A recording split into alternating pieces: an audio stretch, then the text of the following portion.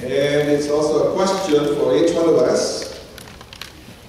And it says, are you satisfied with Christmas? Are you satisfied with Christmas? Well, many songs we sing at Christmas are reminders that Christmas time is supposed to be happy. It's a happy time. That's why we call Merry Christmas. Songs like, it's the most wonderful time of the year. Have a holly, jolly Christmas. Okay? There's a slow song that also depicts joy. Chestnuts roasting on an open fire. Jingle bells dashing through the snow. Walking in a winter wonderland.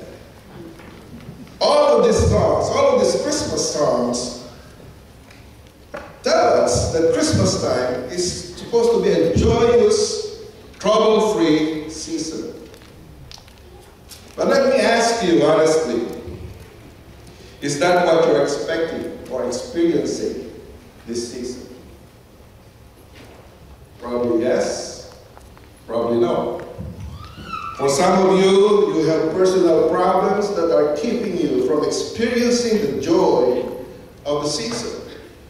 For others, you feel like one crisis after another has run you over. With such an avalanche of problems, it is hard to have a holly, jolly Christmas. Some of you may perhaps be busy and working so hard that there is no time to sit down. Not even a time to sit down and decorate or write Christmas cards. Not even a time to sit down and around the fire and roast chestnuts. Or maybe there is not anything really wrong, but for some reason you are just not enjoying Christmas. It's not providing you the emotional lift that you expected. In fact, it is almost depressing. The world does not look like a winter wonderland. Although it's, winter is coming, but there's much wonder. Disillusionment at Christmas is not an unnatural thing. We get so hyped with expectations about what Christmas is supposed to be that often the real thing doesn't measure up. And so we are disappointed. So the question is, what can you do this Christmas to avoid disillusionment? How can you improve your level of joy this Christmas? Have you asked that question to yourself? How can you improve your level of joy this Christmas? Well, the answer is found in the story of the wise men in Matthew chapter 2. I've included that story in the back of your bulletin in Matthew chapter 2, verses 1 to 12. The Magi, or wise men from the east, they saw a star that indicated the birth of a new king in Israel. Wanting to honor him with gifts, so they set out on a journey following a star to find this newborn king. That's basically the story. But you know what? From the attitudes of these wise men and the events that surrounded their journey, we see how we can raise the level, our level of joy at Christmas. Let's find those out. There are 3 questions that you need to answer. And your level of joy depends on your answer to these questions. The first question is, what do you seek? What are you looking for? Your level of joy at Christmas is directly related to what it is you seek. Ask this question. What is it I want to get out of Christmas? What is it that would make your Christmas wonderful and satisfying? Is it the snow? We still don't have snow here. Up to now. I love snow. Or is it the family together, gathering together, happy? A feeling that you define as the holiday spirit? Or finding the right present to give? Or getting the present that you have been hoping for? The problem with all this is that they can live as disappointed.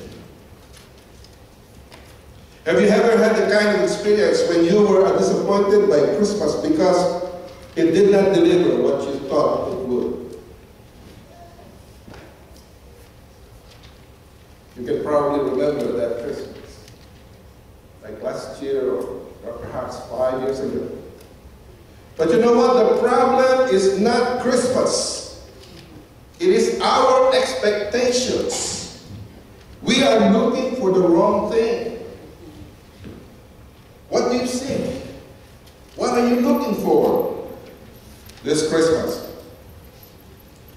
The Magi or the wise men show us how to increase our level of joy at Christmas, but by looking for the right thing.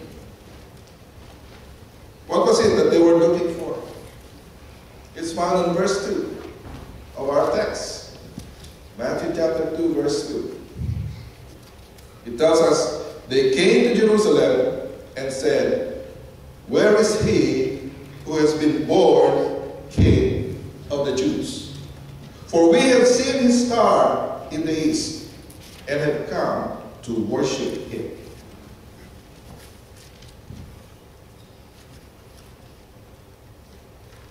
They were not looking for a thing. They were looking for a person. They were not looking for just any person.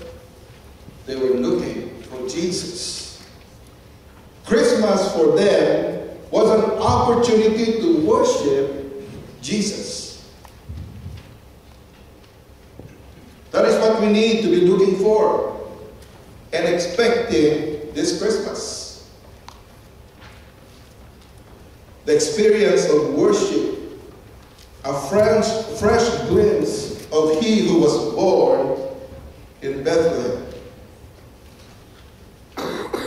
If our goal this Christmas is to worship Jesus, then I believe you're going to have a wonderful Christmas, a joyful Christmas. I doubt very seriously we will be dissatisfied with our experience because you have a good and the right purpose. What are you looking for? The second question is this: where do you look? Your level of joy at Christmas is directly related to where you look. Now we learned from the Magi or the wise men that there are wrong and right places to look for Christmas. They started looking in the wrong place. They looked where their own human reasoning said they should look. And sometimes this is our way of looking for things, especially important things in life. We always based it on our own way of thinking, on our own way of reasoning. Is it logical?